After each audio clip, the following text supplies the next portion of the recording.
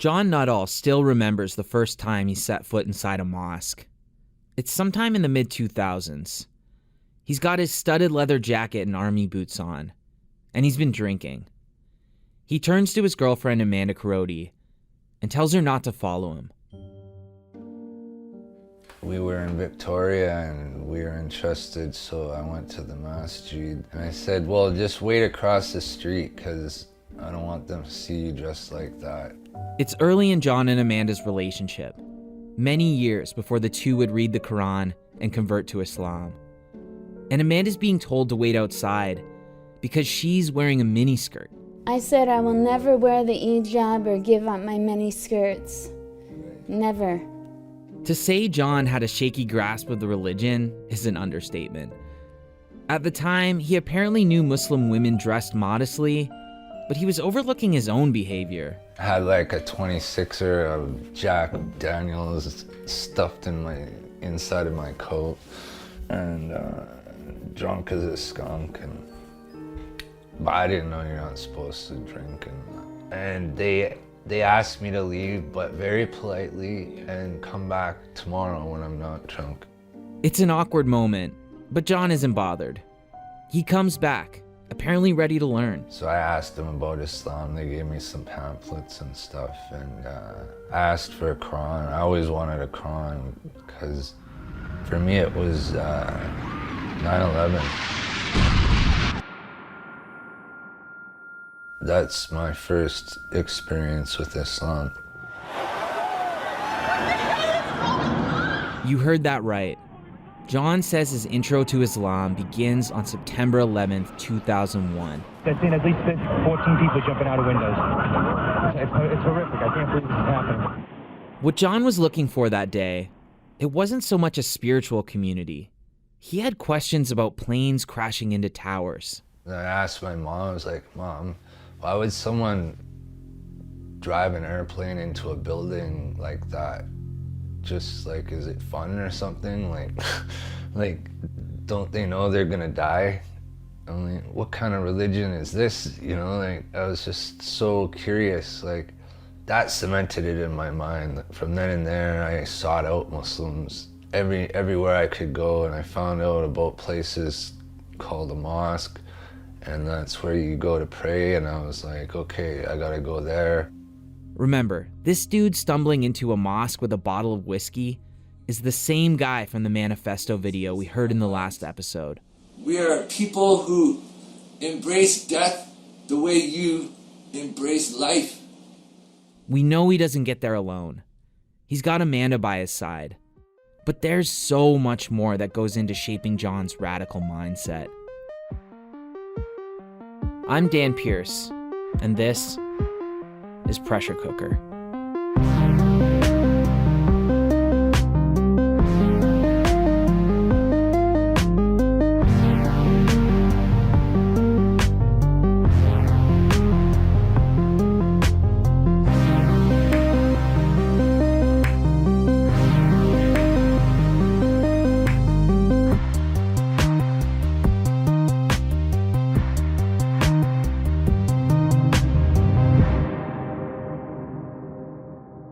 One thing you gotta know about John, he's a seeker. He spends a lot of time wrestling with questions about God, prophecy, and what happens after we die. But when it comes to fitting in with a religious community, it's never been easy. John's spiritual seeking begins in childhood, which he does not remember fondly. I was raised in a Christian home and had it shoved down my throat.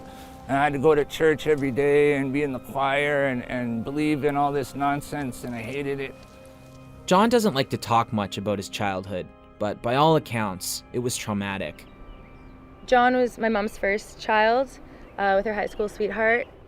This is John's half-sister, Hannah Taggart. They split, and then I'm next.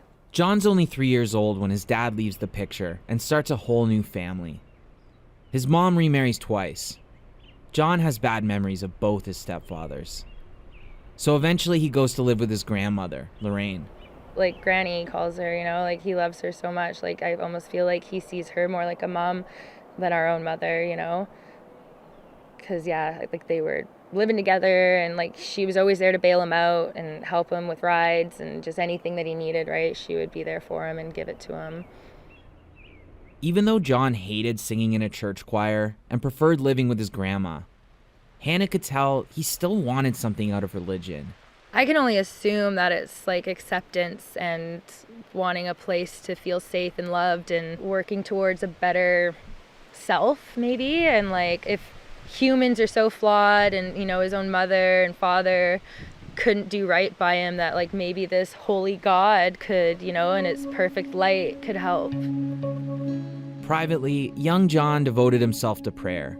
But Jesus, the focus of his prayers, wasn't answering him. Yeah, he wouldn't come into my heart no matter how much I prayed. And then I asked God to come into my heart, and he did. And I realized I'm a Jew. After getting snubbed by Jesus, John goes to a synagogue to speak to a rabbi. I told the guy, I said, I denied Jesus being God. I said, I am a monotheist. I believe in only one God. I said, Jesus was nothing more than a man, and the Trinity doesn't exist. I deny all of it, and I want to be a Jew. I am a Jew, I said. And he said, your parents are Christian, and especially your mother, you know, so you're not a Jew. And I felt really dejected, and he turned me away. Next thing you know, he gives up on salvation altogether. John says he became a Satanist in his late teens for no other reason than to piss people off. He would quote parts of the Satanic Bible, and he would wear, like, he wasn't goth by any means, but he would wear this freaking, you know, all black, and like I said, he had the dark hair. This is John's old friend, Michael Lohr. I was John's roommate for the summer of '95 and a little bit of the end of '94. Their circle of friends is small and full of weirdos. They spent time in flop houses with pentagrams scrawled on floors. Yeah, he would do ridiculous, kind of like a pig Latin kind of thing, you know, and do these chants. And it's like, what are you doing, man? And it's like, oh, it's a satanic chant. It's like, no, it's not. You know, I don't know that much Latin, but I know a couple of words, and like that's nonsense. You know? Some of John's Satanist buddies would even gather at a Victoria cemetery to perform occult rituals. Apparently, Victoria was a hotbed for Satanism in the 90s.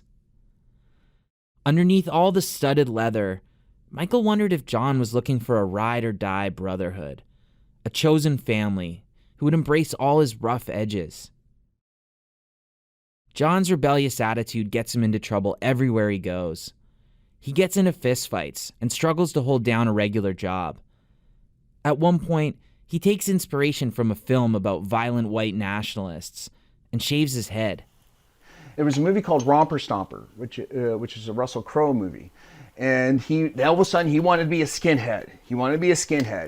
And it's like, John, have you seen the end of the movie? I mean, like, it's not a pretty sight. You want to be this guy? But he really admired. It wasn't so much as the fact the guy failed. The guy kept fighting. That was the point. Whether you fail or not is irrelevant. You just keep fighting. John doesn't want to talk on the record about his neo-Nazi devil-worshipping years. I'd rather not get into that. We're not supposed to talk about our sins, to be honest, in Islam. I used to piss people off, you know. I just rebelled. Everything I did was a rebellion. All this seeking and rejection pushes John towards all kinds of extreme ideas. So his strange reaction to the September 11th attacks wasn't the first time John sided with the bad guys.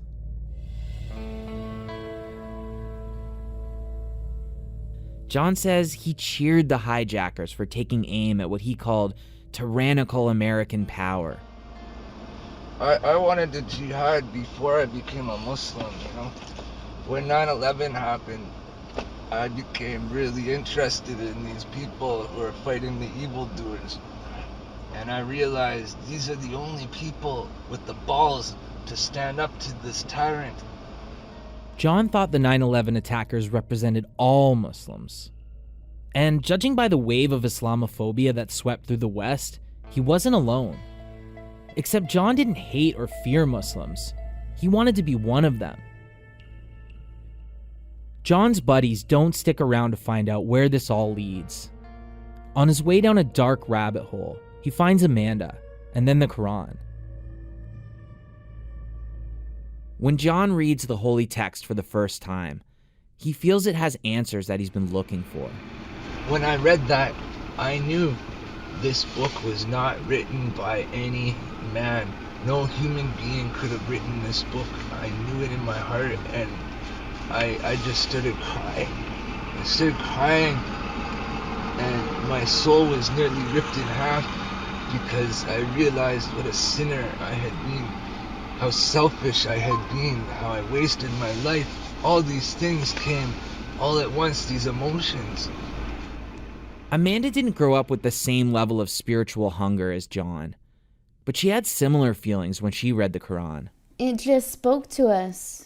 We felt like it really was the Word of God, and we wanted to do what God wanted us to do, and we went on our knees and put our faces on the ground as soon as we read it and prayed to God to accept us into Islam.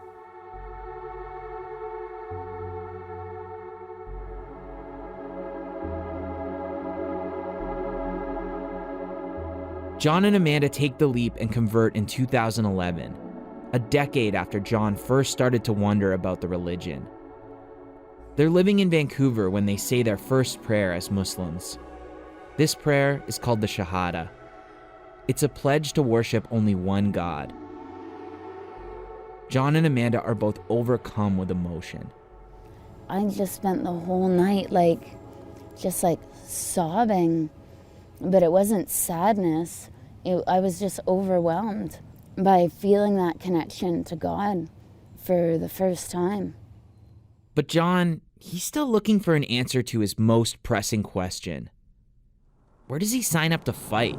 The day I said my Shahada, you know what I said to the brothers? I said, okay, now when do we jihad?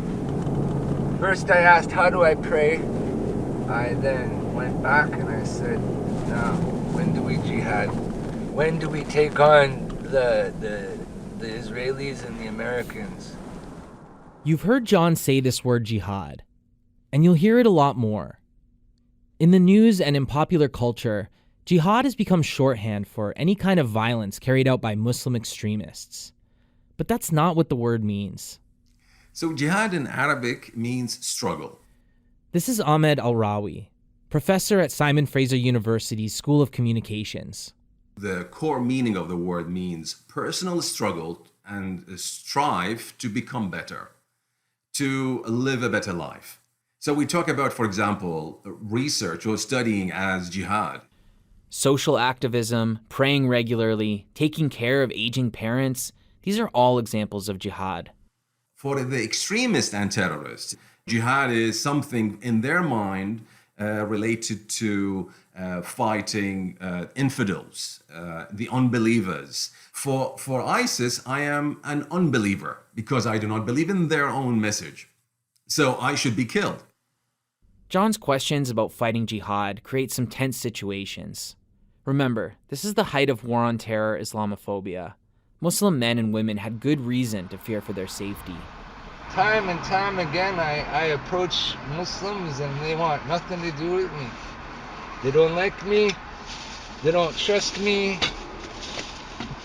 They think, who is this white guy who knows so much about Islam? John's fiery rhetoric doesn't help him fit in. He and Amanda visit a few different mosques with mixed results. There was a cultural gap, right? That there were white converts. In some places they found welcomeness. In other places they found indifference. Imtiaz Poppet is a counselor and Muslim advocate who met John and Amanda around the time they converted. He appreciated John's endless questions. When he looked at the world with a Muslim lens, it made sense to him. And he could find answers that worked. And even those answers were maybe somehow questionable, but the fact that he was searching for the truth, for his truth, helped him a lot. John recalls getting a phone call in 2012 from a man who said they'd met at the mosque. I can't tell you his real name, but for now, let's call him Kaz. John's keen to make a new Muslim friend, so he invites him over. He says Kaz shared his extremist views about fighting the enemies of Islam, and they'd watch violent propaganda together. Videos of Chechen fighters beheading Russian soldiers and Hamas firing rockets into Israel. He showed us all these horrible videos all day long, every day. That's all we did. Like, we'd spend like 10 hours a day. And he teach me about the religion. He taught me how to pray. He taught me verses from the Quran I still remember to this day. Did he live with you guys? No. He may as well have. He would go home at night when we were getting ready for bed, but he was there all day from morning till night. Kaz was apparently way down the would-be terrorist rabbit hole too. John says they would even sit around and come up with plans for jihadist attacks. These are pretty wild claims, and they raise so many questions about this mysterious friend. We've looked into Kaz, and he's named in plenty of police records. I'll have more to tell you about him in another episode, but for now, it's enough to know he is a real person with a phone number and address. This mission's important, John. John says he and Kaz were preparing for war, and one movie above all inspired John to join the fight: Rambo 3. He never draws first blood. He only fights back. Rambo 3 is a time capsule of its era. Released in 1988. Sylvester Stallone's iconic character, John Rambo, is summoned to Afghanistan to rescue his friend and help fight off Soviet invaders. This is him attacking a Russian outpost, just like the Taliban attack American outposts in the same country.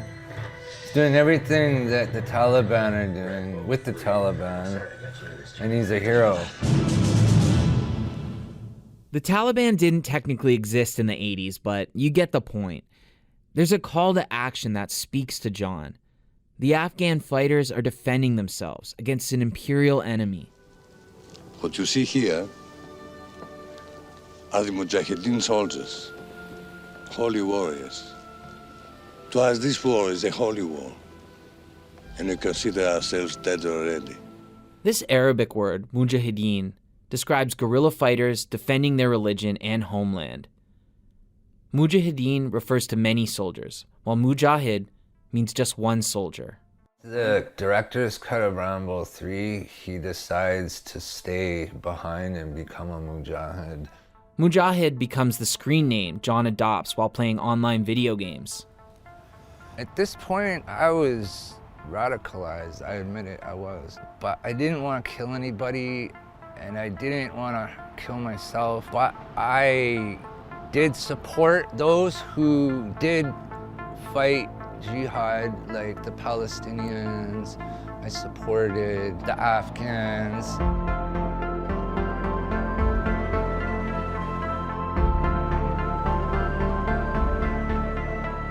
So in early March 2013, John admits he was already pretty radicalized when he meets an unlikely new friend who John and his wife will call Uncle Abe. It's a Saturday afternoon. The weather's cool and overcast.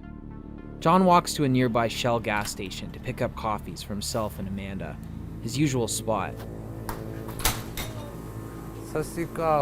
Outside the store, a bearded man who appears to be from the Middle East approaches John and shows him a photo of a teenage girl. He showed me a picture and said, "My niece is missing. I need you to look at this picture and let me know if you've seen this girl anywhere in the neighborhood or anywhere," right? John looks at the photo, but doesn't recognize her and starts to walk away. He chased me down and said, please, sir, will you just look at it again, you know? And I said, of course, you know. I looked at it again and I said, I'm sorry, I've never seen this person. The man says he doesn't know where kids hang out in the area, and he asks John if he would show him. John agrees to help and gets in the truck, a shiny black Ford F-150. Well, when I got in the car, I noticed he had a Quran, and he immediately tried to hide it. and he threw it in his glove compartment or something, or threw it under the seat. And what did you say? I said, Assalamu alaikum, Aki, brother. Once the man realizes John is Muslim, he shares some of the private details of the family's struggle with his niece. He says her name is Sophia. She's rebelling and doesn't want to wear the niqab. He didn't know anything about this place. They drive around the neighborhood. They check the high school, a park, a little strip mall, and some train tracks where John has seen teenagers smoking weed. The two men really hit it off. One thing I've learned from spending time with John is that he's not great at keeping his cards close to his chest. In fact, it's within the first 20 minutes that John tells Abe he's mujahid. He goes on to bring up the plight of the Palestinians and the injustice of the Israeli occupation. He says he's already got a plan to fight behind enemy lines in Canada, but he needs resources: money, guns, a plasma cutter, welder, and metal. Abe tells him he knows others who share his views about jihad, but they don't bring heat by talking about their plans with everyone. 3 hours pass with no sign of Sophia. Meanwhile, my poor wife is waiting for me at home to come with the coffees that I went to go get. Toward the end of the afternoon, John begins to quote Osama bin Laden. Abe recognizes it immediately. John tells him the only thing stopping him from carrying out his plan is money. Abe says the money problem can be solved, and that he can introduce him to some other like-minded brothers. John agrees to help continue the search for Sophia the next day. When he finally brings the coffee home to Amanda, of course it's cold. He told me that he had met a Muslim brother and he helped him look for his niece, and that's all I remember him telling me. He told me that he had driven him around to places where kids hang out and they looked for her, but they didn't find her. Mm-hmm. What did you think about that? I thought that was very good of him. The next day, Abe drops by the basement suite to pick John up. He comes inside and briefly meets Amanda, who's wearing a niqab. I sat at my computer playing Dungeons and Dragons, and then a man came in and gave me his salam, and I gave mine back, and then they left. Abe and John head back out to look for Sophia. During their search, John goes into further detail on his jihadist plan. And remember, John only met this guy 24 hours ago. He tells Abe he wants to build Qassam rockets, like the ones fired at Israel from the Gaza Strip. John wants to fire them at the provincial legislature in Victoria. Abe tells him to be careful with what he says. They don't have any luck finding the missing niece, but while they're hanging out, Abe asks John if he can help him with some business the next day. John happily agrees. When Abe drops John off at home, he hands him two $50 bills for all the help trying to find Sophia. It's over the next week that John's work for Abe really gets started. He gave me a cell phone, and he said, "You're not to use this phone for anything except for when I call you." Abe picks him up at his house and they go for coffee at Tim Hortons. They take a meandering route through alleys and side streets to lose any tails. As they drink their coffee, Abe lets John know that his niece finally came home. John chimes in, suggesting a punishment: 20 lashes. At first, Abe has John picking up and delivering packages all over town. He tells him to go to the bus station and deposit a package into a locker, or ride the train to IKEA, pick up an envelope, and drop it into the trunk of a car. John never asks what's in the packages, but he assumes it's heroin. After his first delivery, Abe pays him $200 for like an hour of work. John makes a few $100 in his first week, which is a lot for him. But more importantly, he believes he's doing something for the jihadist cause. Abe tells John that he uses his business profits to finance his real goals. One day, Abe brings John along on a business deal at a Sandman hotel. He told me, I just need you there as backup and just sit on the bed, introduce yourself, give your salam, and do not say a word. Do not speak. Just give your salam, sit on the bed, and watch my back. And that's what I did, right? When they enter the suite, Abe exchanges greetings with the leader of the group. John watches as Abe hands the guy a large stack of cash. He was there counting money like Tony Montana with a money counter. Brrr, all $100 bills. And when I walked in, the waft of this new money, like you could smell the money because it was the new plastic money. And at that point, I was just terrified, you know, and I was like, what the fuck have I gotten myself into? It's worth pondering here, what's Abe getting out of this relationship? I mean, sure, John helped look for his niece, but what interest does a serious business guy like Abe have with a misfit like John Nuttall? Eventually, John starts to wonder why Abe is trusting him with his business. Abe tells him that if he's having doubts, they can go their separate ways. He can drive him home right now, no harm done. John immediately backpedals and apologizes for doubting him. He tells Abe they're partners for life. I was at a point in my life where, like, I had gone from being a bad person, and then all of a sudden I meet this guy who does everything in his power to turn my life around and make me some money and help me out. It was amazing. Like, to me, I thought it was something that was set up by Allah himself. Just as John's life is turning around, Abe breaks the news that he's going out of town. He tells John he'll be gone for 2 weeks and not to bring any heat while he's away. Abe's always saying that. Don't bring any heat. It's a tough stretch for John. He really misses Abe. Meanwhile, his grandma has had enough of their religious conversion. She's taken to cranking up the volume on the TV whenever they say their prayers. Amanda isn't doing well either. John's behavior is making her nervous. I started to get really worried when he started carrying around. He had this paintball pistol that he started putting marbles into and carrying it whenever he went out to meet with them. So that scared the shit out of me, because I was like, where is he going that he feels he needs this extra protection? And I asked him about that, and he was just like, don't worry about it, I'm fine, everything's fine. It's just in case. And I was like, just in case what? And he was just like, Surrey's a dangerous place. John and Amanda's only two friends in the neighborhood are Ashley and Daryl. They all smoke weed, play video games, and shoot paintballs together. Ashley recalls the strange man who started coming by their house. There was always this black truck, and it out of nowhere, it started coming around. We didn't know who the person was, because when it was over, we were not allowed to go there at all. We thought it was really weird because the only people that they would talk to was me and my ex. He wouldn't tell us who it was, nothing. He kept it so secret.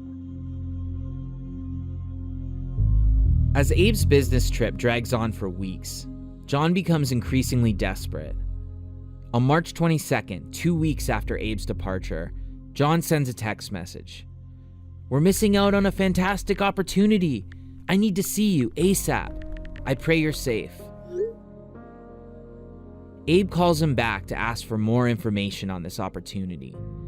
John explains that Canadian soldiers will be returning from Afghanistan. They're getting a hero's welcome at a naval base on Vancouver Island. John says he wishes he could give them the welcome they deserve. I've been to one of those things. It's easy to get there, to get in. They don't pat you down for weapons or nothing, man. If you wanted to sneak in an army there and just wipe them all out as they come off the boat. Abe reminds him not to do anything until he gets back to town. John seems disappointed, but agrees to follow orders. He considers himself a soldier, and Abe is the general. I would have died for him. Yeah. I'd have taken a bullet for him. And he knew it. He could have told me to do anything and I would have done it for him.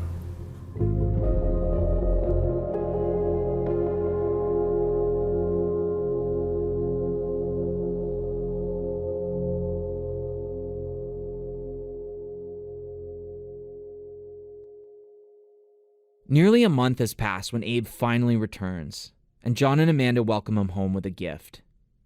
It's an old calendar featuring the most holy sites in the Muslim world. Abe also brings gifts, a prayer mat, beads, and incense. Amanda says she prayed for Abe while he was away.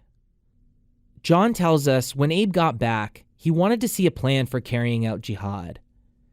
We can't say for sure at this point whether Abe was pushing John to plan an attack, but John says it was happening constantly. And just a heads up, he's eating a pita wrap while he tells this story. All day, every day, he asked me, and if I changed the subject, he would eventually turn it back to the plan. And so that's when I came up with the nuclear submarine idea. Okay, the nuclear submarine idea. Ready for it? John tells Abe about a Vancouver Island military base at Nanoose Bay, where he believes the Americans have stored nuclear submarines. I've seen a video where they were sending rockets to Nanoose on a train, and it was a well-known thing that there's nuclear submarines that the Americans had parked in Nanoose Bay. They have a little base there. That video that John saw on the internet of rockets being sent to Nanoose Bay on a train, yeah, those were actually props for a Godzilla movie that was being filmed in the area. John believes this is just a convenient cover story concocted by the US government. The US military does have a joint naval base at Nanoose Bay, where they test torpedoes, although they neither confirm nor deny the presence of nuclear subs. I was like, dude, you took like 10 guys with AKs, you could just take over that submarine so easily, and you could make Bashar al-Assad do whatever the fuck you wanted him to do. You know, you tell him to stop or we're gonna nuke you right now. Keep in mind, this is the peak of the Syrian war, and Assad is bombing his own citizens. So John wants to hijack some nukes and force the Syrian president to end the war. Mind you, we had no knowledge of how to work a nuclear submarine. How hard could it be, honestly? Probably pretty hard. Anyway, that's not up to me, that's up to them. They're the ones with all the power and all the smarts and all the know-how. I'm just giving them ideas that they're asking for, so I said, well, here's an idea. So yeah, John pitched storming a naval base, hijacking a submarine which he thinks is armed with intercontinental ballistic missiles, and holding the world hostage.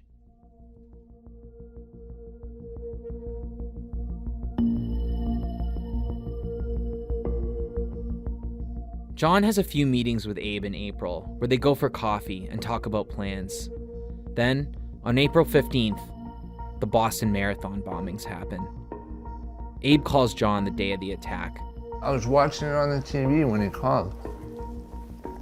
But he didn't bring it up, so I never brought it up. Now would be a good time to mention that John is an avid conspiracy theorist. Chemtrails, New World Order, Illuminati, even 9/11 being an inside job, which somehow coexists alongside his admiration for Osama bin Laden. You get the sense that there's a battle going on inside John's head between his conspiracy brain and his jihadist brain. On the day of the Boston attack, his conspiracy brain wins out. I was just like, oh, it's another Timothy McVeigh thing, whatever. Another 9/11 false flag. I know what's up. A few days later, Abe calls with another hotel gig. He says they'll be meeting some prospective business partners at the Hilton. John and Abe get to the hotel room first. When the other men arrive, John's sent down to the lobby to escort them up to the room. He struggles with the key fob in the elevator, and one of the brothers has to help him. The meeting goes smoothly, but John feels out of place. I just said, like, if I'm gonna be going to all these meetings and meeting mobsters and shit, I shouldn't be dressed up in, like, camouflage pants and ripped clothes with a fucking leather jacket with spikes and shit. Like, just doesn't look right, man. And the people I was meeting with were all in suits. And he's like, yeah, you're right. And so he bought me a suit. Where did he and take I you? still have the shoes. They're right here. They're fucking nice ones, too. Where did he take you? Joe Fresh. Joe Fresh? Yeah. On that same shopping trip, Abe gives John $200 to buy a hard drive. The idea is that John will type up his plan and deliver it to Abe on the drive. As a code word, they decide to call John's plan his book. John goes home that night with dinner for his wife, a new suit, a fresh hard drive, and a sinking feeling that he's in way over his head. I'd already seen their faces, I know their names, I know where their hotels are, I know their license plate numbers, I know their vehicles, I know too much. We obviously can't get inside John's head at the time, but it's at this moment that we get the next best thing. More than 100 hours of audio and video recordings. From now on, every meeting, every phone call, and every interaction between John and Abe will be recorded. Be prepared for death. I am prepared. Because the whole reason Abe is helping John is that he's an undercover cop. And Project Souvenir is in full swing.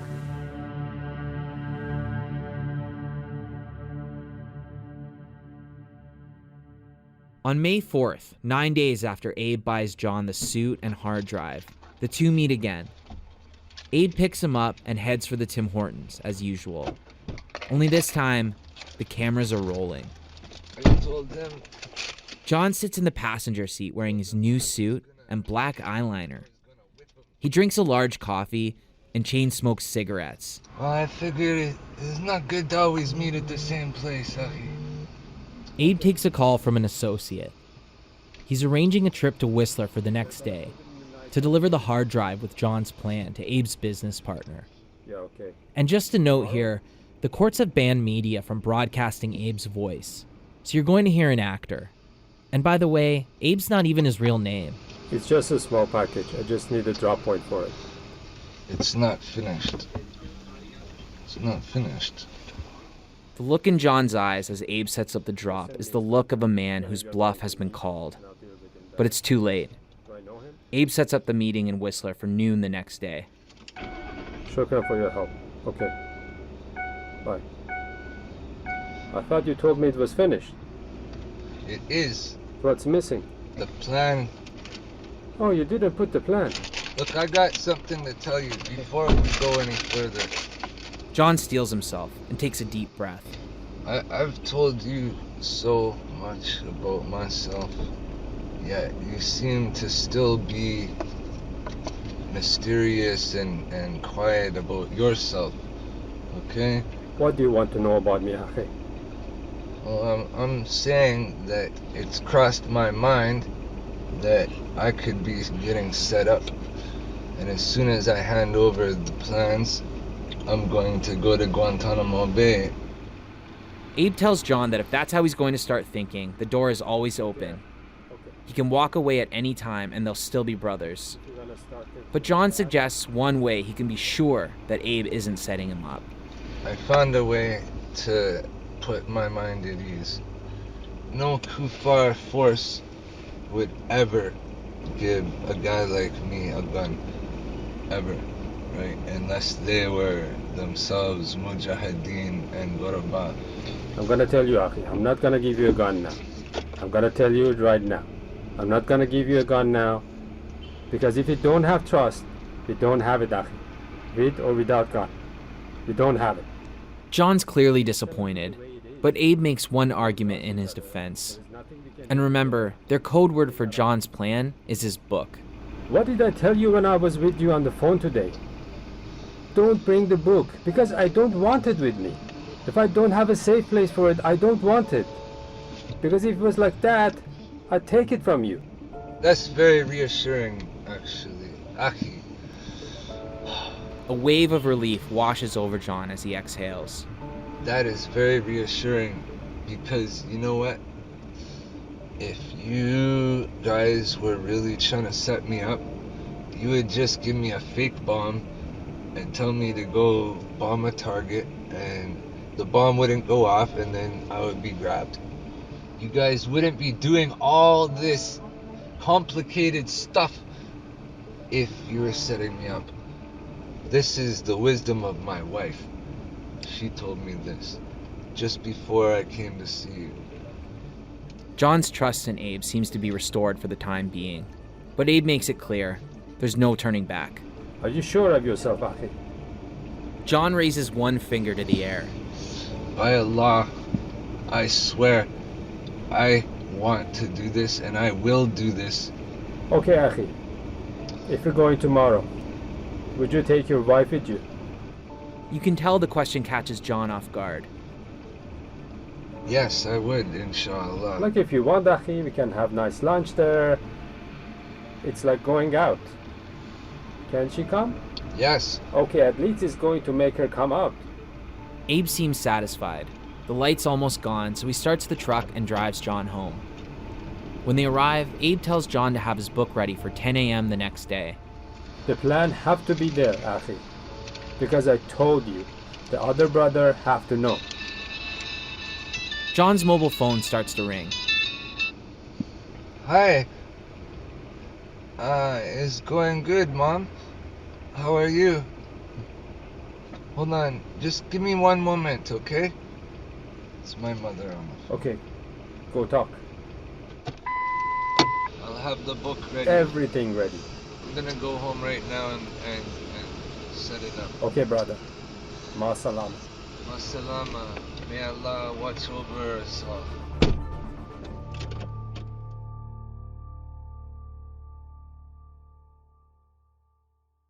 John comes home from that May 4th meeting feeling shaken. The message from Abe is clear. Finish the plan by tomorrow. John is at the center of an elaborate undercover police investigation. But from his point of view, Abe is part of a well-financed terrorist organization. Look, at this point, I had already made all these drops. I had met his friends. His phone would always be ringing off the hook with all these text messages, and he'd be talking with them or pretending. He was really talking with the cops, but they were trying to make it look like he had all these contacts in his organization. John says he tried to keep Amanda out of the picture, but Abe kept asking about her. They're always asking about my wife constantly, and I'm always trying to change the subject. And I assured them that my wife is not a rat, and she is a very, very devout Muslim, I told them. She's with us, don't worry about her. I was just terrified. It could be that by trying to protect Amanda from terrorists, John incriminated his wife in the eyes of the police. In any case, John and Amanda are in this together now, and they're becoming increasingly isolated. Yeah, like I cut off all ties with my family. I didn't talk to them, I didn't call them, I didn't email them. I didn't want them in my life because if they were in my life, I thought that these people might find out about them. And we were told not to go to any mosques or speak to any imams. Don't go to any mosques or speak to any imams. And then comes the worst possible news for John. My grandmother told me she was moving out, and I was like, what the hell? She said, I don't feel safe here, you know, and she wouldn't tell me any details other than that she was threatened. Remember, John has lived with his grandmother on and off since he was a little kid. He loves her more than anyone in the world. He's gutted. John is convinced the police did something to scare his grandmother away, but there's nothing in the records to confirm this. When John's granny moves out in April, she cuts off the phone line. From this point on, John and Amanda have little contact with anyone but cops. But John's feelings for Abe were complicated. Amanda has a knack for articulating John's inner world. Well, this was obviously someone that he cared about very deeply and looked up to. Like he said, he was like his Amir. And Amir is like a spiritual leader, and he loved him with all his heart. I recognized that, so I thought maybe it'll be okay, but he was also very afraid of him because he was carrying a marble gun. So it was like a... So love and fear. Yeah, love and fear. With just one night left to work on it, John's book is to be delivered to Abe's partner in Whistler the next day. Abe's picking them up at 10 in the morning, at which point there's no turning back. That's next time on Pressure Cooker.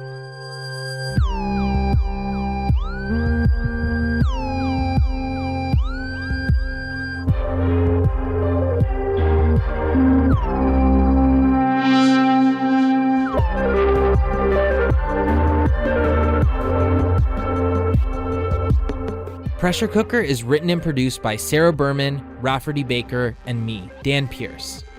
Mixing and sound design by Rafferty Baker. Our digital producer is S.K. Robert. Jeff Turner is our senior producer. Our executive producer is Chris Oak, and Arif Noorani is director of CBC Podcasts. Uncle Abe's voice has been replaced by Siavash Desvare. Our theme song is by Humans. Special thanks to Graham McDonald and Taranam Kamlani. Thanks for listening.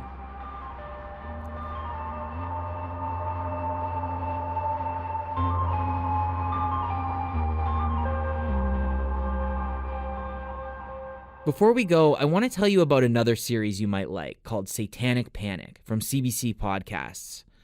John Nuttall wasn't the only one to have a brush with Satanism. Unravel how rumors of satanic cults took root across North America and devastated a small prairie town, resulting in hundreds of false allegations, scores of unjust criminal trials, and countless lives torn apart. No evidence of the so-called satanic ritual abuse of children was ever found, yet there were thousands of charges. So what really happened, and why? Find out now on Satanic Panic, available on the CBC Listen app or wherever you get your podcasts.